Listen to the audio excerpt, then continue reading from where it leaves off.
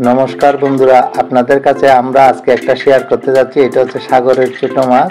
ছোট মাছটা আমরা কেটে ধুয়ে পরিষ্কার করে নিলাম। আমরা 100 টাকা করে কেজি এই মাছটা আমরা এখানে আসছিল, আমরা কিনে নিয়েছি এবং এই মাছটা সুন্দরভাবে আমরা পরিষ্কার করে নিয়েছি। মাছটা আমরা একটু ভেজে নেব। এখন পরিমাণ মতো একটু লবণ দিয়ে দিলাম, হলুদের গুঁড়ো দিয়ে দিলাম। মাছটা আমরা মেখে নেব, মেখে তারপর ভেজে নিতে হবে, না হলে মাছটা স্বাদটা পাওয়া যাবে না।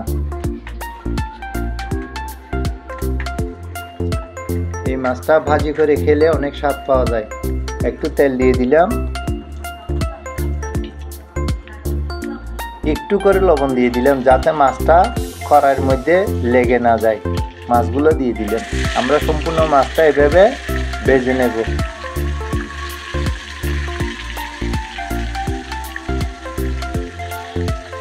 মাছ ভাজার ফাঁকে আমরা একটা মিক্সার বানিয়ে নিলাম। একটু লবণ দিয়ে দিলাম,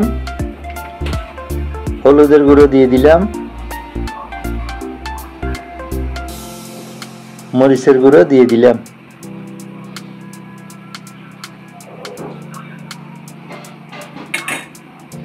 জিরে ধনিয়ার গুঁড়ো দিয়ে দিলাম। মাছ যেহেতু স্বাদ হওয়ার জন্য রাঁধুনি মাছের মশলা দিয়ে দিলাম।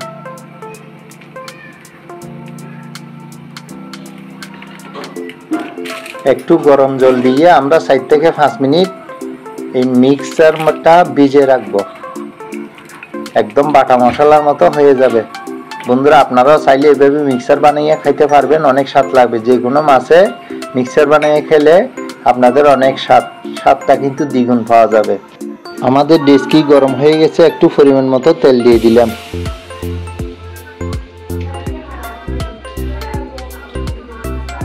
পেঁয়াজ কুচি দিয়ে দিলাম, একটু নাড়াচাড়া দিয়ে ভেজে নিতে হবে যাতে লেগে না যায়। রসুন বাটা দিয়ে দিলাম, আদা বাটা দিয়ে দিলাম,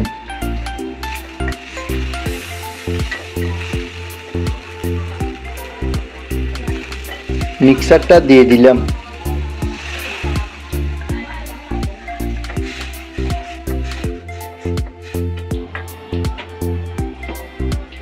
আমাদের একটু ভালো করে কষাইতে হবে, 4 থেকে 5 মিনিট ভালো করে কষাইতে হবে। বন্ধুরা, কষানোর উপর নির্ভর করবে আপনার তরকারির স্বাদটা। আপনি যত ভালো করে কষাবেন তরকারির স্বাদটা তত ভালো পাবেন। একটু টমেটো সস দিয়ে দিলাম। যেহেতু আমরা পাতলা ঝোল করে রান্না করব, তাই আর একটু গরম জল দিয়ে দিলাম।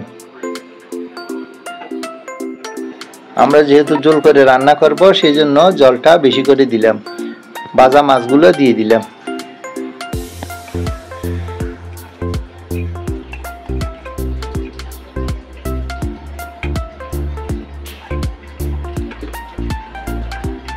দশ মিনিটের জন্য ঢেকে দিলাম। বন্ধুরা, ঢাকা শেষ হয়ে গেছে, আমাদের মাছও হয়ে গেছে। ধনিয়া পাতা কুচি দিয়ে দিলাম। বন্ধুরা, একটু জোল জোল করে রান্না করে খেলে অনেক স্বাদ লাগবে। বন্ধুরা, আমাদের মাছটা রান্না হয়ে গেছে। যদি নতুন বন্ধু হয়ে থাকেন তাহলে চ্যানেলটা লাইক, কমেন্ট, শেয়ার করে পাশে থাকবেন। রান্নাটা কেমন হলো কমেন্ট বক্সে জানাবেন। পরবর্তী ভিডিও দেখার জন্য অনুরোধ করলে সবাই ভালো থাকবেন, সুস্থ থাকবেন এই কামনায় বিদায় নিলাম। Tata, bye bye.